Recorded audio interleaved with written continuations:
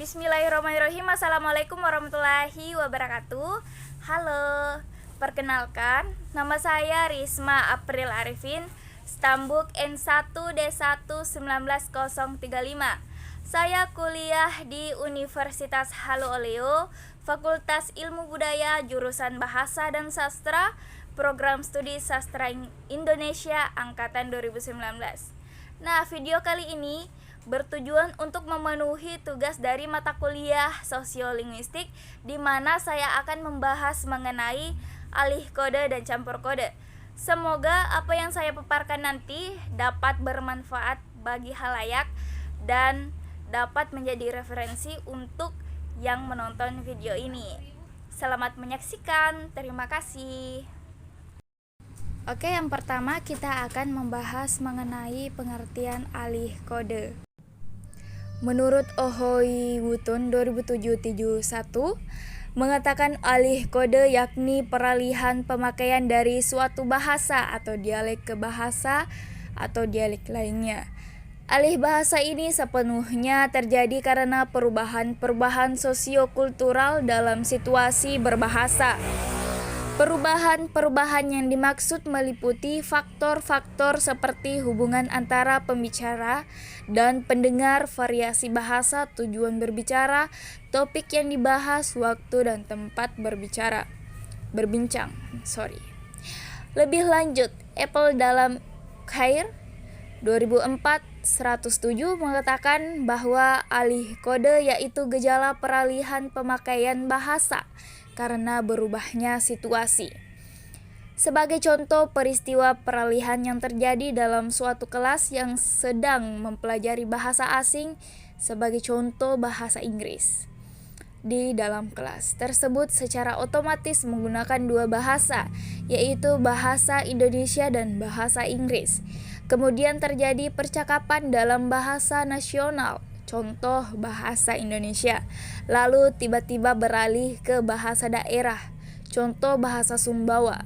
Maka kedua jenis peralihan ini juga disebut alih kode. Oke, selanjutnya kita akan membahas mengenai pengertian campur kode. Menurut Nababan 1932 mengatakan campur kode yaitu suatu keadaan berbahasa lain ialah bila mana orang mencampur dua atau lebih bahasa atau ragam bahasa dalam suatu tindak bahasa tanpa ada sesuatu dalam situasi berbahasa yang menuntut percampuran bahasa itu. Maksudnya adalah keadaan yang tidak memaksa atau menuntut seseorang untuk mencampur suatu bahasa ke dalam bahasa lain saat peristiwa tutur sedang berlangsung. Jadi penutur dapat dikatakan secara tidak sadar melakukan pencampuran serpihan-serpihan bahasa ke dalam bahasa asli. Campur kode serupa dengan intervensi dari bahasa satu ke bahasa lain. Oke, kali ini kita akan membahas mengenai penyebab terjadinya alih kode. Yang pertama itu penutur. Perilaku atau sikap penutur yang dengan sengaja beralih kode terhadap mitra tutur karena tujuan tertentu. Misalnya mengubah situasi dari resmi menjadi tidak resmi atau sebaliknya. Kemudian ada juga penutur yang mengharapkan sesuatu dari mitra tuturnya atau dengan kata lain mengharapkan keuntungan atau manfaat dari percakapan yang dilakukannya. Sebagai contoh, A adalah orang Sumbawa, B adalah orang Batak, keduanya sedang terlibat percakapan. Mulanya si A berbicara menggunakan bahasa Indonesia sebagai pembuka. Kemudian ditanggapi oleh B dengan menggunakan bahasa Indonesia juga. Namun ketika si A ingin mengemukakan inti dari pembicaraannya, maka ia kemudian beralih bahasa yaitu dari bahasa Indonesia ke bahasa Batak. Ketika si A beralih menggunakan bahasa Batak yang merupakan bahasa asli B, maka B pun merespon dengan A dengan baik. Maka disinilah letak keuntungan tersebut.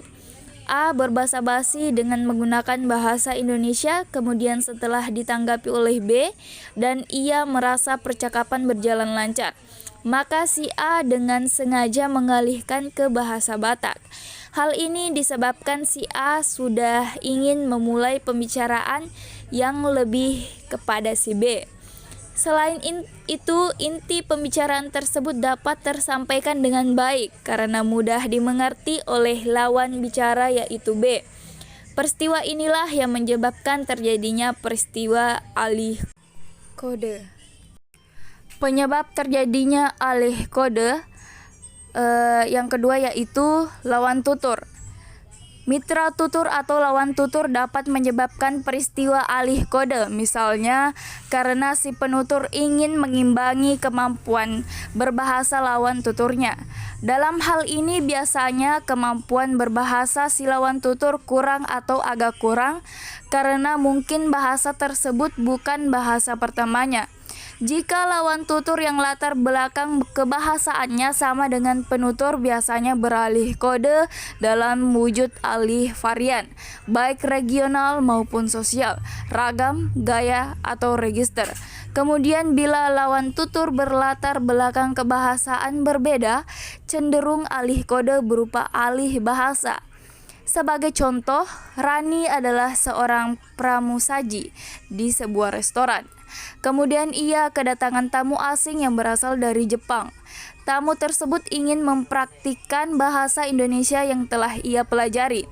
Pada awalnya percakapan berjalan lancar, namun ketika tamu tersebut menanyakan biaya makanan, ia tidak dapat mengerti karena Rani masih menjawab dengan menggunakan bahasa Indonesia. Melihat tamunya yang kebingungan tersebut, secara sengaja Rani beralih bahasa dari bahasa Indonesia ke bahasa Jepang, sampai tamu tersebut mengerti apa yang dikatakan Rani. Dari contoh di atas dapat dikatakan telah terjadi peristiwa peralihan bahasa atau disebut alih kode, yaitu bahasa Indonesia ke bahasa Jepang. Oleh karena itu, lawan tutur juga sangat mempengaruhi peristiwa alih. Oke, penyebab alih kode yang ketiga dan yang keempat yaitu hadirnya penutur ketiga. Kehadiran orang ketiga atau orang lain yang tidak berlatar belakang bahasa yang sama dengan bahasa yang sedang digunakan oleh penutur dan lawan tutur dapat menyebabkan peristiwa alih kode. Untuk menetralisasi situasi dan menghormati kehadiran mitra tutur ketiga, biasanya penutur dan mitra tutur beralih kode, apalagi bila latar belakang kebahasaan mereka berbeda. Sebagai contoh, Tono dan Tini bersaudara. Mereka berdua adalah seorang Sumbawa. Oleh karena itu ketika berbicara, mereka menggunakan bahasa yang digunakan sehari-hari, yaitu bahasa Sumbawa. Pembicaraan berjalan aman dan lancar. Tiba-tiba datang Upik, kawan Tini yang merupakan orang Lombok. Untuk sesaat, Upik tidak mengerti apa yang mereka katakan. Kemudian Tini memahami hal tersebut dan langsung beralih ke bahasa yang dapat dimengerti oleh Upik, yaitu bahasa Indonesia. Kemudian ia bercerita tentang apa yang ia bicarakan dengan Tono dengan menggunakan bahasa Indonesia. Inilah yang disebut peristiwa alih kode. Jadi kehadiran orang ketiga merupakan faktor yang mempengaruhi peristiwa alih kode. Terus penyebab yang keempat yaitu perubahan situasi. Perubahan situasi pembicaraan juga dapat mempengaruhi terjadinya alih kode. Situasi tersebut dapat berupa situasi formal ke informal atau sebaliknya. Oke, penyebab alih kode yang terakhir atau yang kelima yaitu topik pembicaraan, di mana topik merupakan faktor yang dominan dalam menentukan terjadinya alih kode. Topik pembicaraan yang bersifat formal biasanya diungkapkan dengan ragam baku, dengan gaya netral dan serius, dan pokok pembicaraan yang bersifat informal disampaikan dengan bahasa non-baku, gaya sedikit emosional, dan serba seenaknya. Oke, kita lanjut mengenai penyebab terjadinya campur kode. Sama halnya dengan alih kode, campur kode pun disebabkan oleh masyarakat tutur yang multilingual. Namun tidak seperti alih kode. Campur kode tidak mempunyai maksud dan tujuan yang jelas untuk digunakan karena campur kode digunakan biasanya tidak disadari oleh pembicara atau dengan kata lain refleks pembicara atas pengetahuan bahasa asing yang diketahuinya. Campur kode digunakan karena apabila seseorang yang sedang dalam kegiatan berkomunikasi tidak mendapatkan padanan kata yang cocok yang dapat menjelaskan maksud dan tujuan yang sebenarnya, maka ia akan mencari padanan kata yang cocok dengan jalan mengambil istilah dari berbagai bahasa yang ia kuasai. Kemudian, penyebab terjadinya campur kode dapat digolongkan menjadi dua, yaitu sikap atau attitudinal type, yakni latar belakang sikap, penutur, dan kebahasaan, yakni latar belakang keterbatasan bahasa sehingga ada alasan identifikasi, peranan identifikasi ragam, dan keinginan untuk menjelaskan atau menafsirkan. Dengan demikian, campur kode terjadi karena adanya hubungan timbal balik antara peranan penutur, bentuk bahasa, dan fungsi bahasa. Oke, selanjutnya kita akan membahas mengenai jenis-jenis alih kode. Yang pertama, alih kode intern. Alih kode intern yaitu alih kode yang berlangsung antara bahasa sendiri seperti dari bahasa Indonesia ke bahasa Sumbawa atau sebaliknya.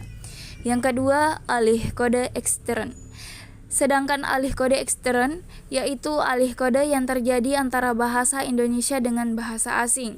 Contohnya, bahasa Indonesia ke bahasa Jepang atau sebaliknya.